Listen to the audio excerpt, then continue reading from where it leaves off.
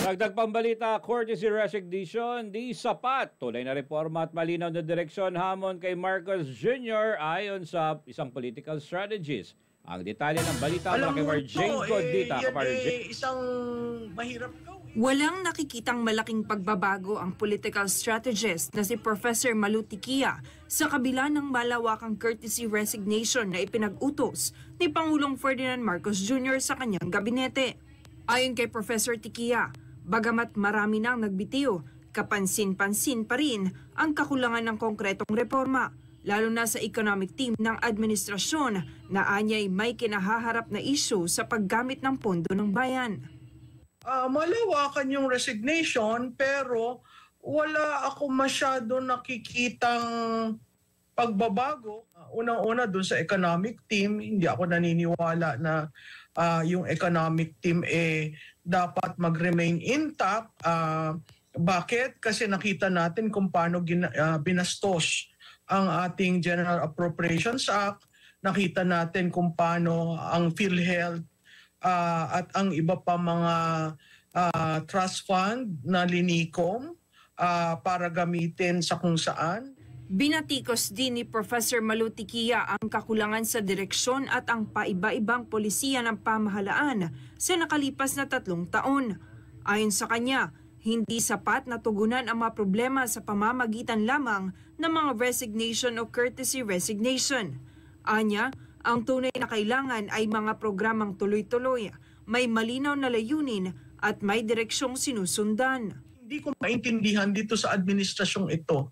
Wala bang nag-take note ng sinabi niya from day 1 hanggang ngayon? There is no stability, no predictability, no certainty under this administration for the past 3 years. Ito bang mga palliative na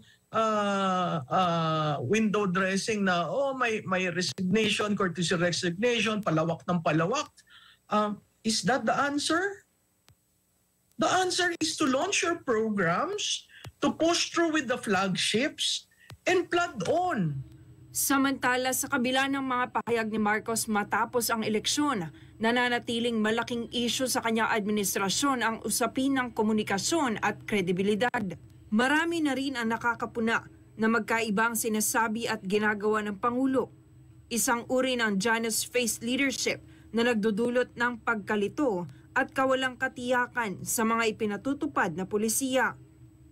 Ako'y nalulungkot kasi 3 taon na tayong ganyan eh. Yan Janus face na sinasabi mo, lahat diversionary. So, nasaan ang presidente dyan? At kung titingnan mo yung problema nitong administration, it all boils down to communication. Dahil dito, hinimok ni Professor Tiquia si Marcos Jr.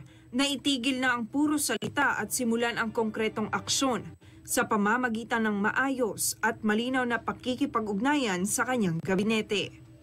I would suggest to the President to stop talking and start moving and start getting on the ground and start, convincing his cabinet, his team. Let's move.